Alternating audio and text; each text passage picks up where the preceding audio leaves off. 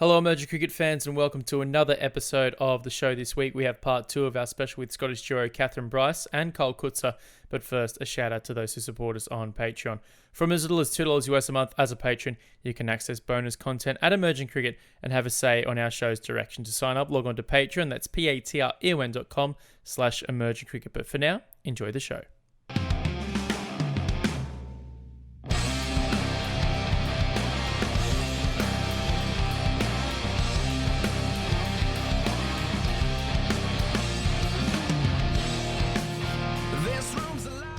Hello and welcome to another Emerging Cricket podcast online and on Sport FM in Perth. I'm Daniel Beswick. I'll be joined by Tim Cutler and Nick Skinner in a few moments' time, but first some news from around the emerging world. In breaking news, 3 ICC Men's Cricket World Cup League 2 series between March and May have been postponed due to COVID-19. Oman were due to host USA and Nepal, while Papua New Guinea was set to host 2 tri-series in the period against Oman and Scotland in April, plus Namibia and the USA in May. The ICC has cited current travel restrictions, quarantine time and a recent surge in cases as reasons for the postponement. 3 associate players have made the final cut of 292 players for the IPL auction, taking place on February 18. USA's Ali Khan, Nepal's Sandeep Lamachane, and UAE leg spinner Kartik Mayapan will all go under the hammer, with Singapore international and Australian Tim David also listed. Lamachane and Ali Khan had IPL contracts last season for Delhi Capitals and Kolkata Knight Riders respectively. USA spinner Nisarg Patel has been cleared to bowl again by the ICC after being reported for an illegal action a year ago. Patel was suspended after Cricket World Cup League 2 action in Nepal and failed testing late last year. There was not missed international cricket due to the COVID-19 pandemic. Canadian batsman Nitesh Kumar has enjoyed a successful first week in the Caribbean Super 50 with scores of 112 and 41 to begin his campaign. Batting at 4 against the Windward Islands, Kumar hit 10 fours and 2 sixes for his 4th list day century, though was the 9th wicket to fall in a 31-run defeat. Kumar backed up his effort with a knock of 41 or 49 balls against Barbados, with his side successfully chasing a target of 302. Kumar's next game is against Guyana on Saturday. Ireland's men's tour of Zimbabwe has been postponed due to further COVID complications, with the home nation making the call. The 2 teams are slated for ODI Super League action later in the year, with the Irish hosting 3 matches in August. Meanwhile, the Zimbabwean women's team's home series with Pakistan has ended abruptly after changes to the travel policies of the visiting side's air carrier. Pakistan's flights scheduled for the 21st of February were cancelled, forcing the team to travel home 9 days earlier. A new UAE T20 franchise league has been sanctioned by the Emirati Cricket Board, with the competition planned for either December 2021 or January 2022. An agreement was signed during the week, with the prospective league likely to follow similar franchise competitions. UAE's last attempt at a franchise league, the UAE T20X in 2018, collapsed just a month before the scheduled tournament opener after 3 of the 5 franchises failed to be sold. And finally, Netherlands bowling all-rounder Logan van Beek has pledged his allegiance to Voorburg for the 2021 top-classer season. The 30-year-old played for HCC 9 years ago and last played for the Dutch national team at the 2016 World T20. That's all the news in the emerging game this week. For more, log on to emergingcricket.com. Coming up next, part 2 of our special with Coetzer and Kathyn, Bryce. But first, I'm joined by Tim and Nick to discuss the Dhabi T10 and the USA squads named this week. Hi, I'm Fabio Marabini from the Italian Cricket Board. Welcome to the Emerging Cricket Podcast. The USA, and last week we spoke about their men's squad and their aspirations for full membership. This week they've come out with women's training squads. We had 44 players named in the men's squad last week. Nick and I suppose we were quite jovial about that and how much time they're going to need to get through all of those players, and to think of how many members of staff they're going to need for that as well. On the women's side, it's a little bit more streamlined, just 28 players, as Nick put it in the production sheet before we got started. Also naming an under-19 team, or an under-19 squad as well. A couple of points to mention there in a sec. But yeah, Nick, the drove, the publicity, and the USA cricket train continues to move forward. Yeah, it's interesting to see this many players being assembled for a training camp, or whatever's going on there. The thing that I'll question is, where's Price getting her players from? Julia Price, the head coach, because she's not in the US as far as we can tell. There's no women's club cricket going on, as far as we know. Where are these players coming from? We did see some quotes from Richard Doan talking about how this will help them, get a look at the squads that they might be building going forward with a number of events in the women's game coming up. And he actually is in the US, so that's helpful. And I assume Price would be relying quite heavily on him and the network of local coaches. But yeah, I'm just a bit sort of curious as to what the strategy here is in terms of building a team, because they're not selecting high performers from the domestic scene, because there is almost no domestic scene for women in the US, which is an area that they've said they want to address going forward in their growth plan. But yeah, I will be interested to see where this goes. I'm supposed it's what they have to do at this point, because as you said, if there's a lack of a domestic structure and there's a lack of a equal playing field for a lot of these players to showcase their skills, they're just going to have to put them in the same group and filter through as they are with the men's squad. The only difference being there's a slight difference in the number of players in each of those squads.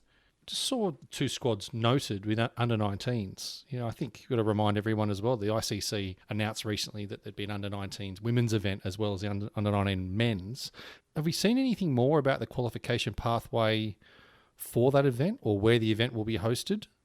I was under the impression that due to the current pandemic that it was going to be very difficult for that to be put up in terms of qualifiers, and we might see a slightly abbreviated version of what they wanted to achieve there, but that's through, hearsay. It's amazing news that we're going to have an under-19s women's World Cup as well. How much we get to talk about the opportunities given to the region's associate representatives coming into the men's event. Can only hope that the women's tournament is the same size, but I guess history tells us that in general, women's World Cups are smaller than men, so maybe there might only be a spot for one associate, or maybe one outside of that top 8, which might mean there's even fewer chances for an associate to get through. But no, I just wondered if you'd seen anything, because it was one of those things that really piqued my interest to see that sort of completes the picture, because it makes no sense really why we don't have an under-19s women's event.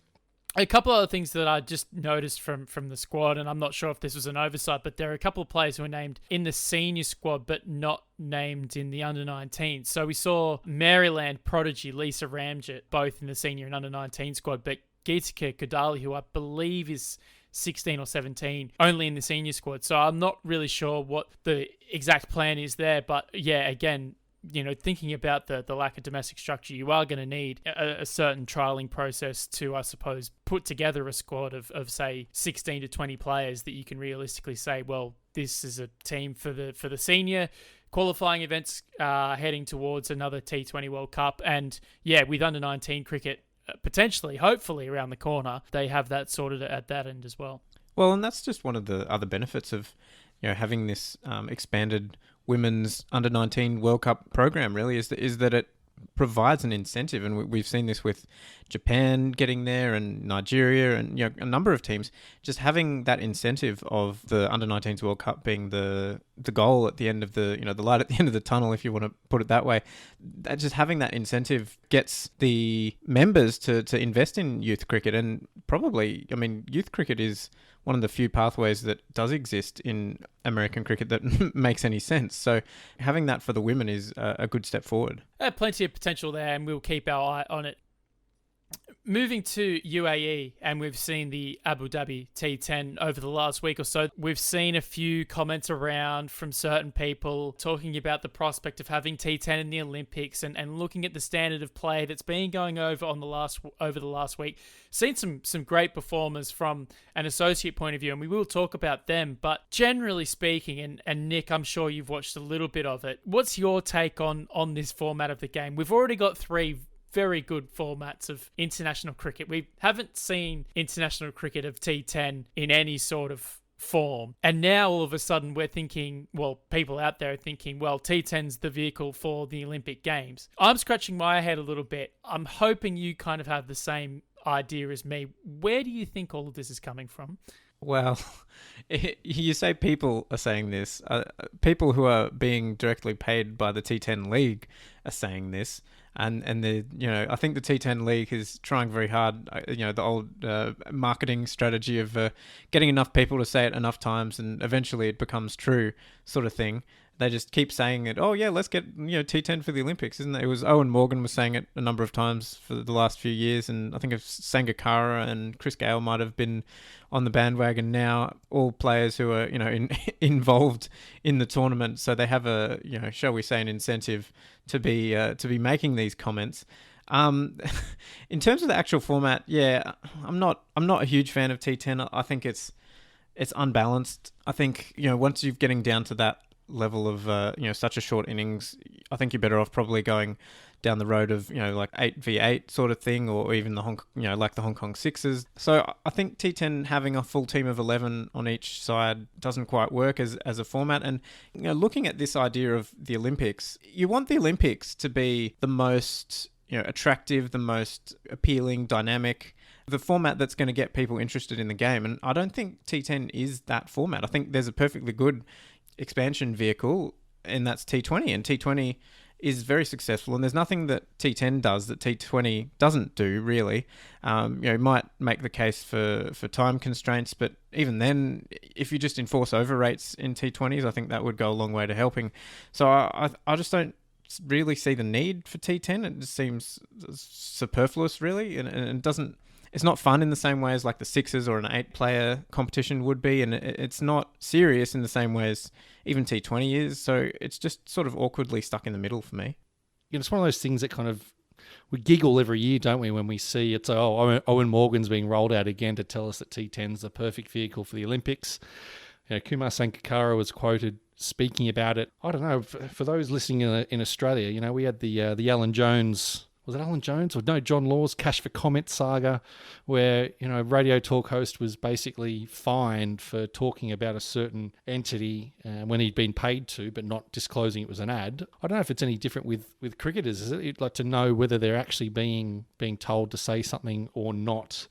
Because, as you said, Nick, it's being said over and over and over again. I think the only way that we're going to see T10 in the Olympics if the BCCI was suddenly to say, yeah, we'll come to the Olympics, but we're only going to play T10, and then all of a sudden, I think you'd be seeing potentially the ICC going with the flow there. And we all know the story of India not wanting to play T20 and sending their almost second string or young team to the first World T20 and winning it, and then all of a sudden say, well, there's something in this. I don't know whether something similar with T10, or in the same vein, whether they're trying to create the distance between T20, which the BCCI, you can safely say own now, or at least to the leaders with the IPL, saying, well, okay, here's a chance for another product for us to see. But yeah, I don't know. We come at this from a dyed-in-the-wool cricket fans that started watching, in our case, my case, the 80s, you guys in the late 90s, and love and started watching Test cricket and ODI cricket and then T20. I'd be interested if they were to do,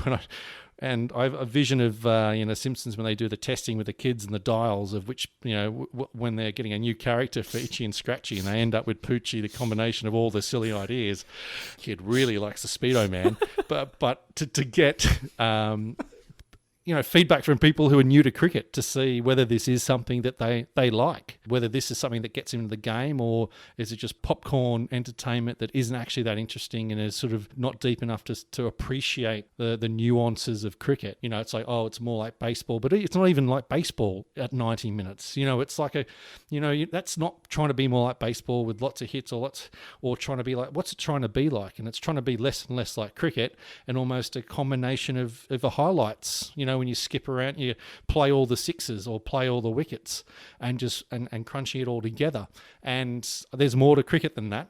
However, if that's going to get more people in the door interested in cricket, then it's a worthy conversation. But until there's actually data on this, I find it. I hope no one's listening, but I've not watched a second of T10, and this is a guy that thought that sixes could be something to get in the Olympics. But that's showing how interested I am and how little other cricket is going on. The baseball comparison really annoys me. I think baseball's closer to Test cricket than any shorter format cricket. I think anyone who has this idea of baseball being a home run derby has basically just been watching Sports Center highlights of every single game and haven't actually sat down and watched the game. But to bring it back to the idea of 2020, Dave Richardson and the ICC talked about vehemently that T20 was going to be the global vehicle for the game. And now you're going to turn around to every single ICC member and say, oh, actually, if we're going to have these Olympic aspirations, it's T10 now, guys. You've just given status to every single one of these members.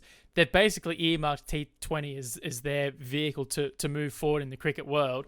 And now you're going to turn around and say, oh, no, we actually want T10 now. And looking at LA, as the 2028 Olympics hosts, and while there are murmurs of potential, sites for cricket, you've got 4 turf wickets at Woodley. I think 2 of them are good, the other 2 not so good, but you would think that, given 6 to 7 years planning, you'd be able to put them up to a decent standard knowing that you've got cricket there. What's the shame in having simulcast matches where there's multiple games being played? You can stream your options to how you watch that event. You can do yourself with the streaming capabilities available. It just seems to be this reluctance to have more than one game on at the same time. That's where I think the T10 idea kind of comes from. Well, this is where you could look at the 2020 Team World Cup formats that Russ Degnan's come with, that if you play the first few rounds concurrently, and these days there is the tech, you think of red button, that's old school on a Foxtel remote, Yeah. But to be able to watch either game. But it's funny you mentioned America for 2028, because didn't they announce that T10 is also moving to the USA in one of the most bizarre, it was choreographed. They've said, oh, we'll stop the game, or it's a pause between, innings, and we've got a big announcement, Danny Morrison says, and it goes to 2 guys on stage who look like, they want to be there's anywhere guns else. on them. There's out of screen. And the fact that they're looking to expand and grow the game of cricket. And in that respect, I didn't catch his name, he was sort of mumbling, so-and-so from USA, we're expanding to USA, and then silence, and then he walks off stage. No other details. No other details. Yeah, the other guy didn't even say anything. But, okay, jokes aside, has USA Cricket signed off on this? We saw what happened when the GT20 Canada wanted to have a team called New York that was never going to have any connection with New York except on their shirt, and that was kiboshed by USA Cricket.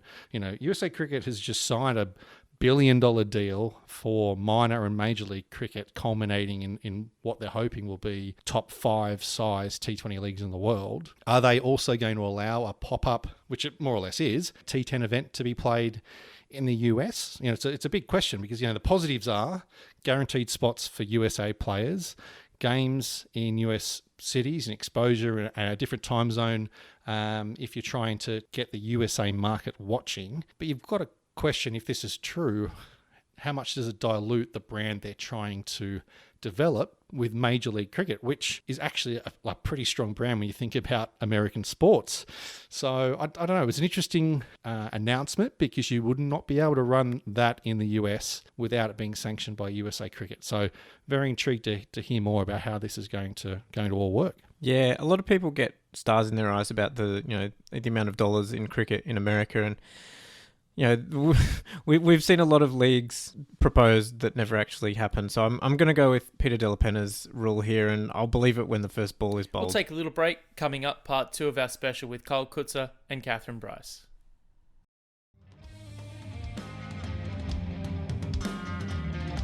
Hi, this is Dutch fast bowler Paul van Meekeren, and you're listening to the Emerging Cricket Podcast.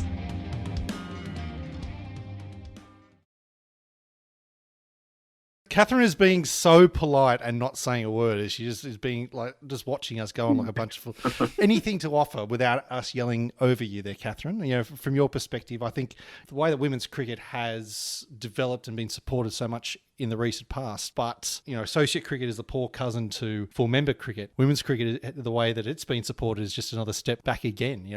How do you reflect on that when people are talking about associate cricket, when you think about what women's cricket has gone through as well? Yeah, I think there's been a real push, especially at that grassroots level, of a lot of the participation and getting as many people involved and kind of spreading the word as much as possible. But although there's probably been increase in funding and stuff, there's not probably been a massive step forward in associate women's cricket in terms of the opportunities to get to that next step. So like I've probably mentioned earlier, that increase of the World Cup number of teams, and even like something new like the Commonwealth Games, it was probably an opportunity to maybe make it whatever you want it to, really. I think that's probably where there's probably a bit of a hurdle, and like the full member nations they've got professional players at the top, and they're able to start building a more professional structure of domestic cricket. But I think it's quite challenging to really push on without the same sort of funding. But hopefully, if you can get a good regional structure below, and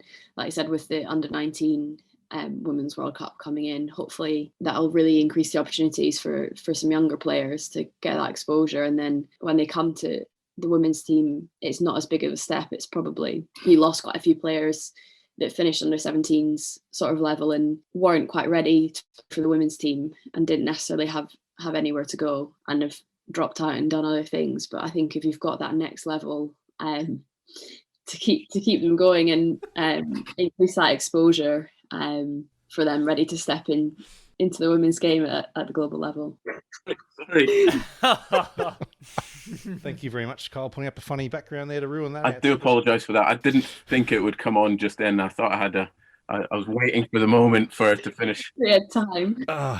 Absolutely great stuff. International cricket captain, everyone, Carl Coetzer. And Zoom troll extraordinaire.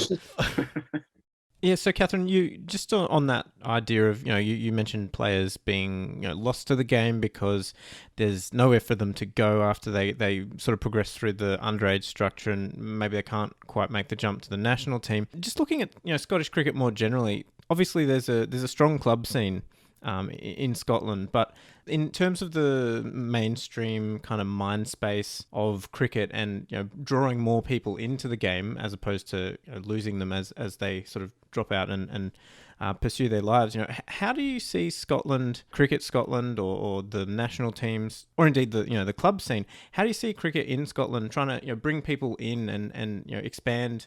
Because it does have a very a long history in Scotland. We've seen Jake Perry's book about the history of Scottish cricket, and there's loads of cricket that's always been played in Scotland, but it does have a bit of a historical image problem. So I guess how do you see other Scots getting enthused with the sport? I think developing a stronger women's club section, not just, I think it's a lot better in Edinburgh, and it's quite strong up north around like Aberdeen. They've got some good women's club teams. So I think it's important to kind of develop them as much as possible around kind of the whole country. So that's probably where you see at the moment Scotland have got two regional teams. You've kind of got the East and the West and the North, whereas the men's kind of split into four. So hopefully that'll grow into 3 teams. I think it's the plan in the near future, and then obviously expand into the 4 teams to have that stronger competition. But I think you wanted to keep the competition as high as possible, but it always kind of goes down lower, and probably having the stronger club structure in Edinburgh keeps around more good female cricketers around that area that can then feed into the regional stuff above. So it's difficult to know exactly how to start on that, but I think it's making it as welcoming as possible for women's teams, and some clubs are great at that and getting them involved, but it's hopefully trying to spread that to as many clubs as possible.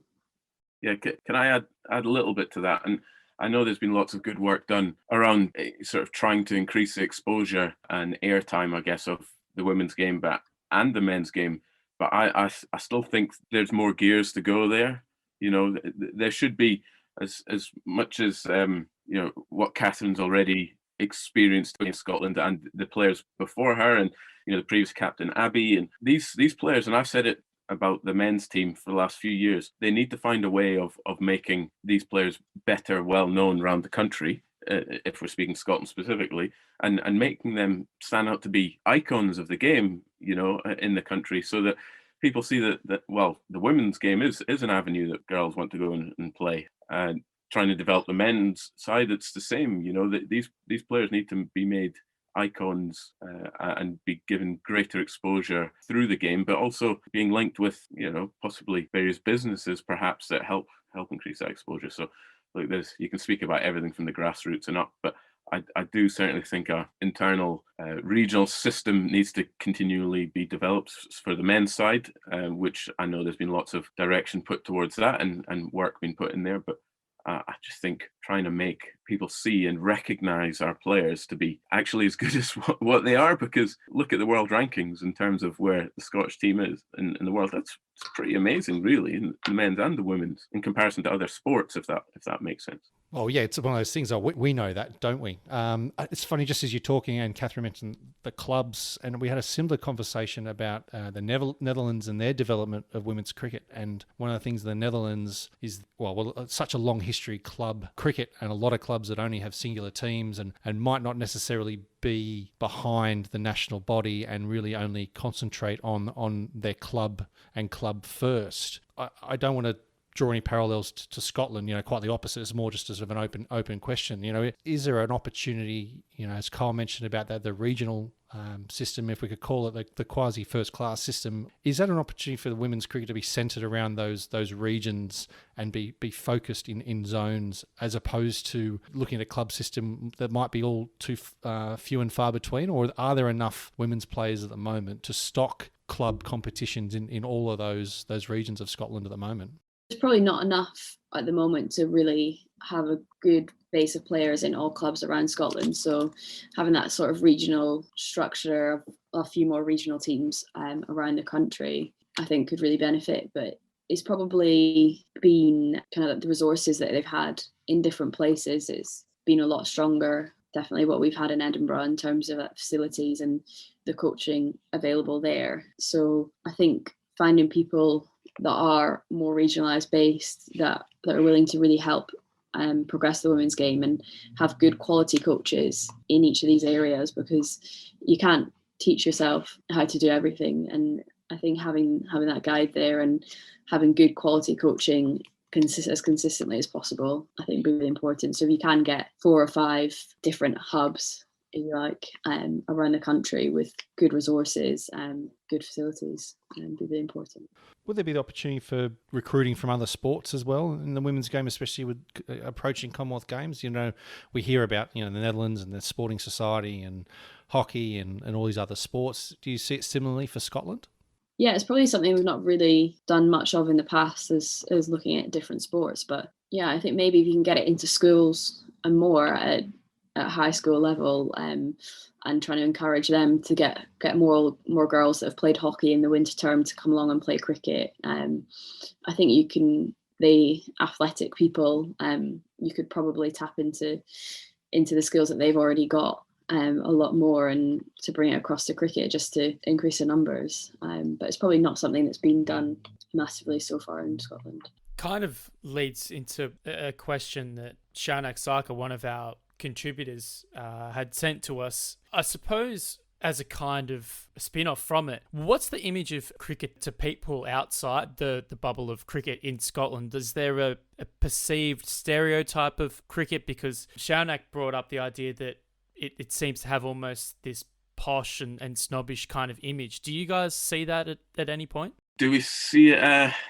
I mean, I've certainly heard people not say it in the kindest words and say, it's possibly along those lines of being a bit posh, perhaps. But then you never really see them standing in front of someone bowling at them at about 80 miles an hour and then thinking it's posh, So yeah, it's always easy for someone to make those comments, I guess. And I would probably say the generalization is that, yes, it's probably perceived in that way in terms of, but I think that's slowly changing, and it's part of Cricket Scotland's job, I guess, to keep developing that perception of the game, and that's the way that they can help increase the exposure and get more people involved. And the more people that you do see involved, they come around very quickly to, this is a great game, but it's nothing like I thought it would be like, So, but it's also important for us. Look, just touching what Kathyn said before about facilities and stuff. Look, we do our best, and there's never any excuses about facilities, but it would be great to eventually have our own facility that we would call home. We're very grateful of the grounds that when they let us use them, and they prepare good pitches and whatnot and facilities for us to train under. But it would be nice for us to have our own one day. I know that is in in the eyes of the organisation to try and get there, but also to help maintain our players and the professional side of it. You know, we're very grateful of the sponsors that we do have who help out, but it would be vitally important for someone to maybe come on board at some stage to really give the backing that this organisation and the players need to pushing where we need to get to. So, like I said, we are grateful for those sponsors, but there's a huge opportunity, I think, for a major sponsor to come in and really help push the organisation Cricket Scotland to a special place, a journey. It's just teetering on the edge at the moment. It could be a really special journey, whoever wants to join on that. Geez, I know what you could be doing when your playing days are over. Whoever's sitting in that commercial director's seat at Cricket Scotland should be not getting too comfortable. I'm just going to twist Bez's question a little bit, Kathyn, because I think Kyle answered the sort of the posh question from a broader term. But a lot of the times we see cricket in associate nations break into the local population through the women's game. You know, Hong Kong and various other associate nations, an example there, where in Scotland you're not fighting that battle generally. But do you think the women's game, actually, women's cricket has a greater opportunity of actually breaking into the community without having that image that maybe the men's version of the sport does? Yeah, possibly. I think probably the background that people have of it is probably not as strong as what a lot of boys and men growing up would have of this gentleman's sport. So there's probably that opportunity to have a slightly different narrative. But I think a lot of the problem maybe is the coaching that comes through schools is probably a lot more based in private schools. So the access to be able to get coaching and even be introduced to the sport comes a lot of the time through those kind of systems. So as much as possible, I think getting into primary schools and just delivering sessions as much as possible, and kind of getting different parents on board that maybe got boys that are playing cricket to get their daughters to come along instead and also join in cricket, I think is a really great way of getting them involved. But I think if you can get it coached at as many schools as possible in PE lessons or anything like that, if you can make it as simple as possible to kind of teach teachers how to deliver simple, quick cricket sessions, just so people know what the sport is without it being a chance that they've turned up to a cricket session or seen it somewhere. I know Scotland's part of the All Stars Kids Outreach program. Have you seen much success with that in Scotland? Yeah, definitely seen it grow over. So I remember there's some like small schools competition maybe that was held at Ducat Park, and probably when I went there was maybe 5 or 6 little teams going around, and then a few years later, you know, the whole place was absolutely packed with loads of kids coming along and playing quick cricket. So I think a lot more schools are invested in and kind of taking that next step. It's then also getting them to find somewhere to go and get involved with hardball cricket as well. But I think the All Stars programme has definitely grown the game a lot from the grassroots level. Going back about 18 months or so ago, and I remember the story that we ran, it might have been Jake Perry actually, talked about the Heriots school and how that ground was set to, you know, face a threat of redevelopment, turning it into hockey surfaces. And through the work of campaigning and protestation, you guys were able to manage to save that ground from potential extinction. So it's not as if, you know, there hasn't really been an issue of people power per se. Kyle, you touched on it. It's probably more from a financial standpoint where Scotland probably needs to go next. Yeah. Look, I think that was it's a great ground, Heriots, just to touch on that. And they've been very good to us and letting us use their facility when we've needed to. And they've been involved at the T20 World Cup qualifiers, and they produced some brilliant pitches. So it was great to see the outpouring of people who are desperate for that ground to stay in action, because it is such a good venue and facility. But yeah, the funding is we have our challenges, as does any organization, and it's finding ways to maximize what we have to get the best learning opportunities and the best options we can for the organization. But yeah, like I said, the avenue of a major sponsor is something that's sort of been evading us for a little while, and the fact that we have World Cups in the pipeline and such good development with what we already have, there's certainly a scope there to be part of a really special journey over the next couple of years to hopefully full member status, if that's something that we get to. So funding is a huge huge thing. Carl, we haven't even had the chance to talk to you about your experience with the England women's team there. What was your role there? I just sort of caught glimpses of that. What were you doing? Yeah, it was an amazing experience, to be honest. It came around a little bit by chance. There some of the members of staff that were potentially stuck overseas and stuff like that, so they needed an extra pair of hands to help with the team during their sessions, and they were in bubbles and doing everything outstandingly well, to be honest, well organized. And I was asked to come down and help. And as I was driving down the first time, actually, Boris Johnson was announcing the third lockdown, so I was a bit like, well, should I still be going or shouldn't I? So I was in the car at the time.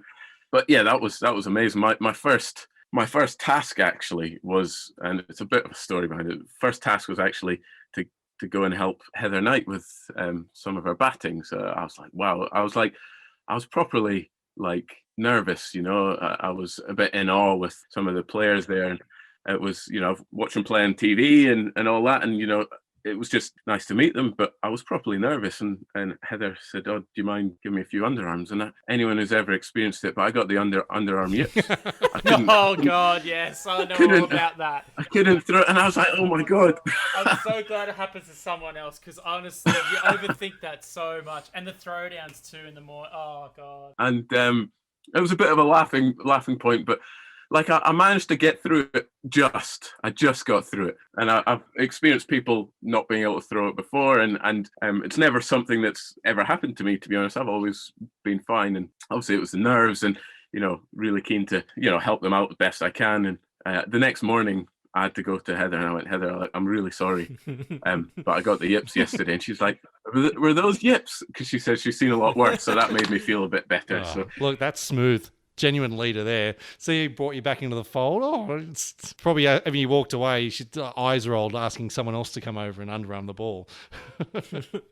the next day she came in and goes, "I bet you're glad to know that I'm not asking you to throw me some underarms today." So I was like, "Yeah, no, I'm pretty chuffed with that." But yeah, they were a really great bunch. And to keep it short, actually, in actual fact, there was a lot of similarities to the women's game from their point of view and the associate game, in terms of players actually end up playing international cricket, in all due respect, probably before they're ready, and they're getting thrown into situations because of the lack of games and the lack of competition that they have leading up to that. So I was able to share methods in which we try and expose our players to try and learn faster, so that they're not learning everything on the international scene. So there were some really cool and interesting things in there. And they're a great bunch, and they're currently quarantining in New Zealand at the moment, in prep for their series out there. So yeah, really nice to be involved in. So you've been working with the England women's team, and you just mentioned New Zealand. And I think in New Zealand, I think of Mark Chapman, who played for Hong Kong and then played for New Zealand. There are a couple of talented sisters that play cricket for Scotland at the moment, but they live in the UK or live in England and university and have professional contracts. Oh, here we go. One of the questions someone's got to ask it, because it was asked by one of the contributors. The elephant in the room. Yeah. If England wanted to select you, Kathyn, what are the thoughts and considerations going through your mind?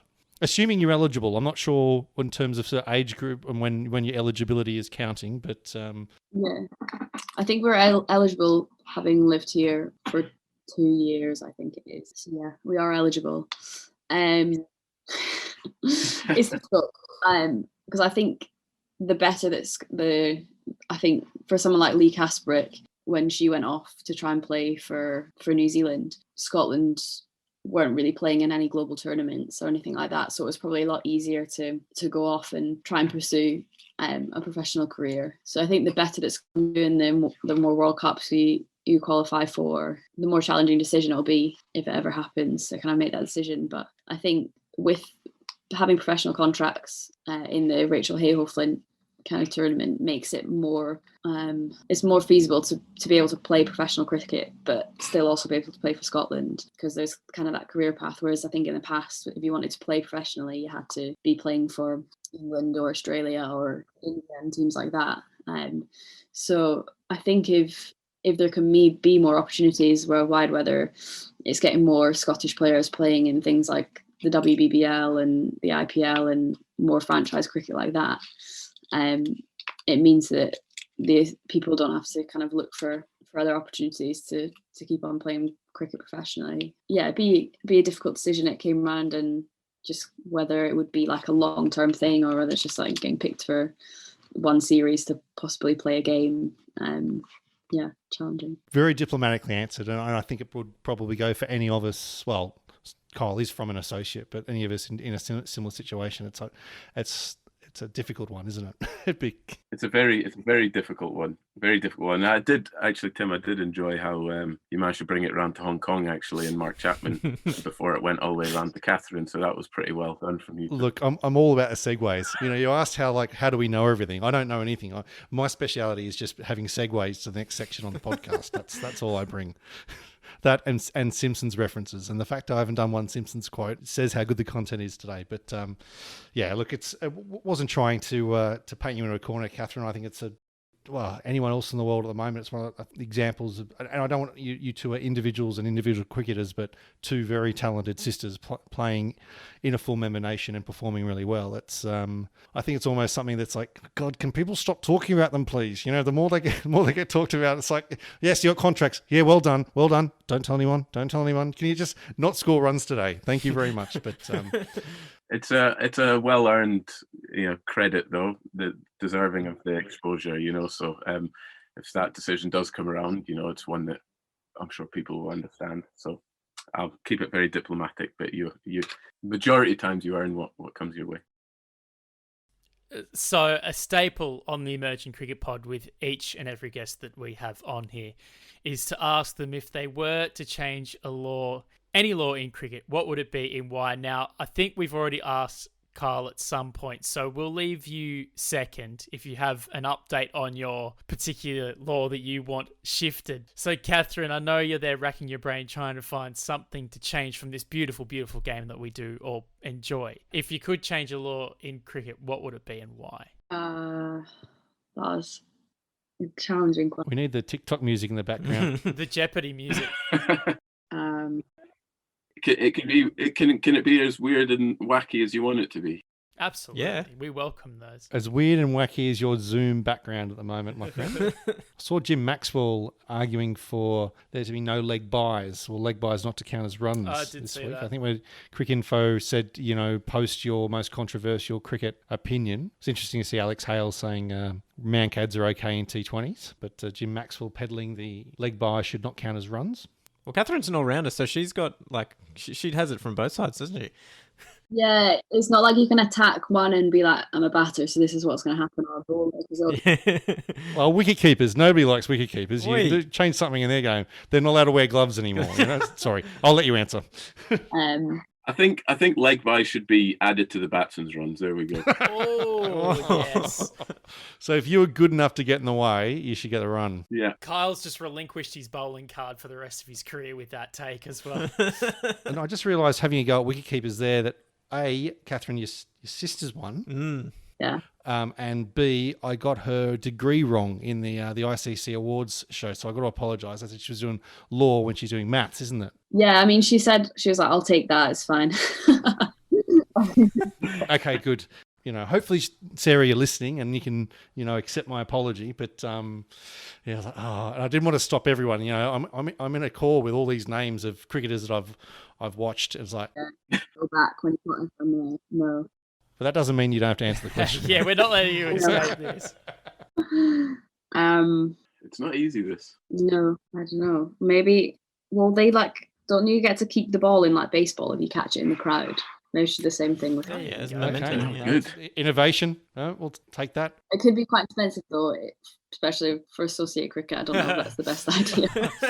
Odiambo running out with the balls at Athens Park. Considering we had to use Kookaburra regulations in the Blitz rather than Kookaburra turf, because the difference in price was about $90 US. It's like, oh no, we had the ball with the more prominent seam to make it more of a bowler's game. It's like, It's like Yeah, and you might. This ball's not doing very much. Let's just lob it up a little bit and see if it can get hit to the crowd. Yeah, exactly. We'll get a new one soon.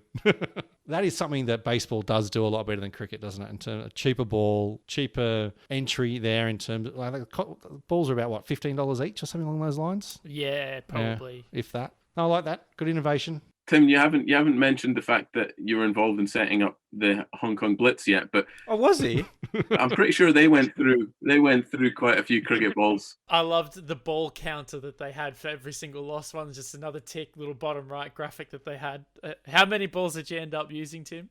Well, I was gone by then. That was I'll give good friend Max Abbott kudos for that. But that was a good idea, wasn't it? The ball count, because there's a fence over there you wouldn't get it back from. And I thought I just mentioned it before when saying it, but yes, no, I thought that was a good innovation, and it was a lot cheaper with the regulations rather than the turf balls. Kyle, you still haven't answered, have you? Okay, so mine was I would like to see in the shortest format of the game some version of a mulligan for a bowler or a batsman. Would you only have so many each game? And so if something happened on someone's first ball, you could call it. So a bit like moving the power play, you could say, you get one reversible decision or something. That would be a strategic mulligan. Yeah. And maybe you have to announce who that person is who potentially has the mulligan before the start of play. So the X Factor player, but the mulligan player. Yeah. I like it. There we go. It's a bit out there. It'd be like doing fantasy, wouldn't it? Like when you pick your captain at the start of the game, and then look, as silly as you generally are, that's when you think short format cricket, perhaps. If you can kind of X Factor players in and out, it's not even a challenge to a decision. It's like, no, we're reversing that. That's not happening. Back out you go. It's like a Uno, and you just do the reverse when someone gives you a draw for reversal. What about to get rid of the man cad? The running, you hit the ball and have to run to square leg where the umpire is, so you're running direct. So like the old continuous cricket, where you have to run around the teacher. Like quick cricket, yeah.